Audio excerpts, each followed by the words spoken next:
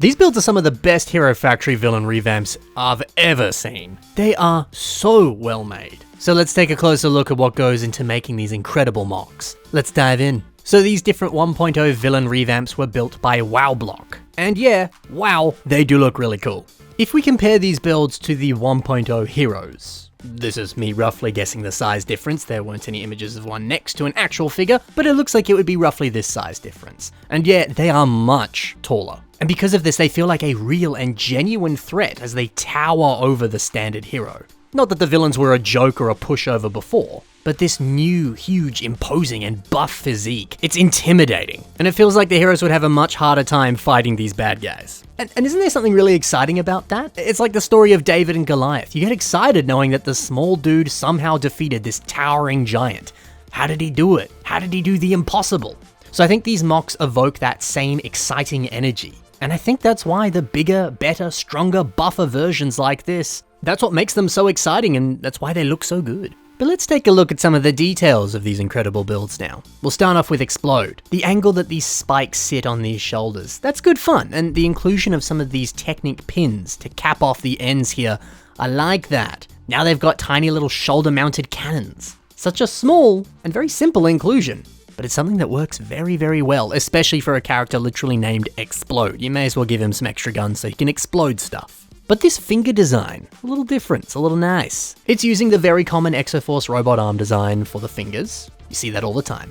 But the thumbs, they've changed that up a little bit using this piece for the thumb.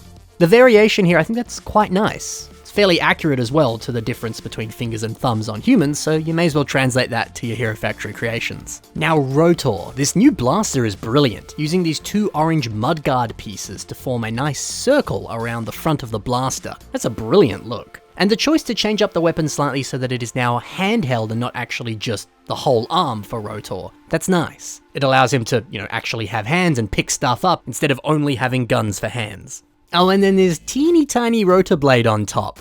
Hilarious. It says something about the character too, doesn't it? They're all show. They've got all this bravado, they're buff, they're strong, they're menacing, but they can't actually fly at all, especially when that's their whole shtick. Their name is literally Rotor. You would expect them to fly, but performance issues, he can't do it. And they're probably really insecure about that too, right? So I like that detail. It paints a picture, and you get a good idea of who this character actually is, deep down at their core. Now, one cool thing about all of these different villains, if we just look at the rough shapes of each section of these builds, there's a lot of energy pointing upwards. The shape of the lines of the legs, they draw your attention up.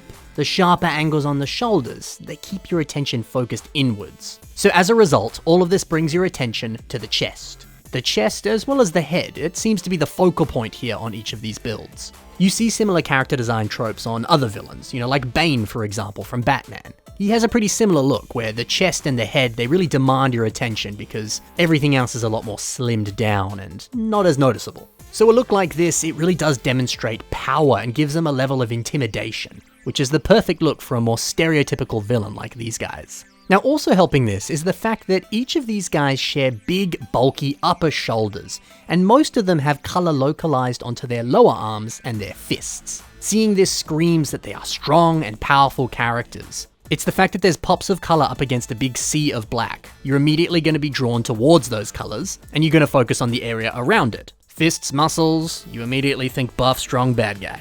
And I mean, think about it. If you were to just look at these mocks without the legs, it's pretty obvious who they are. You can see their personalities and who they are as villains from everything on the waist up. But if you just look at the legs, it's a little less obvious who each character is, and it's a little bit more difficult to get an understanding of their personality as well. But you see, this is smart. Leaving a lot more negative space below where the designs often have a lot less going on. That means nothing's distracting you from the upper body where most of the personality work is going on and most stuff is being communicated. Now sure, a lot of elements within this build create a physique and a silhouette that is so fitting for all of these characters, and so fitting for villains as well. But we also have a lot of shape design that helps scream that they're villains. The shapes and the lines that are present on a build like this are so important because it conveys a feeling.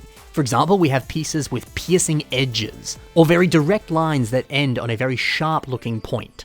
Other times we have very ragged pointed lines, or like a chunkier, rougher surface. These rough, pointed, sharp lines, they all convey feelings of aggression, unpredictability, and a sense of wickedness. So at the end of the day, we understand these characters purely by the shapes that have been included on these builds. So it's up to you as a builder to implement pieces that will reflect their personality. You gotta pick out pieces with the right shapes, the right textures. Yeah, there's so many levels and just so much going on here that makes these villain designs work so well. But let's get back to looking at some of those deeper details on the individual villains here. Rotor has a lot less spikes than his original design did. Although they are still present, they're just not as in your face this time. His new finger design uses some of these nice lime curved slope pieces to reflect that original claw look, but it's just toned down a little bit. Plus the addition of 2 of these lime spikes on the torso kind of around the neck area here. It frames that mask very nicely, and it also continues the aesthetic of the mask. It's a really good inclusion. And again, it helps direct your attention towards that beautiful mask. But the shaping on Thunder's upper torso, that's magnificent. Pairing up this hero torso piece with some of these additional armor elements, the shaping between those parts is stunning. It shapes this wonderful villainous hunch that is just perfect for Thunder. It's also great to see Thunder's original signature weapon, and it's so elegantly reworked into this design. Plus this cool waist armor, that's also brilliant. Thunder's never looked better. Oh, before we finish though, take a look at him from behind. Beautiful jets. This kind of fighter jet style wing thing on the back there. Doesn't look like you could actually fly with those, but there's certainly the aesthetic of a fighter jet here. I love that. Oh, but Meltdown might just be the best of the lot.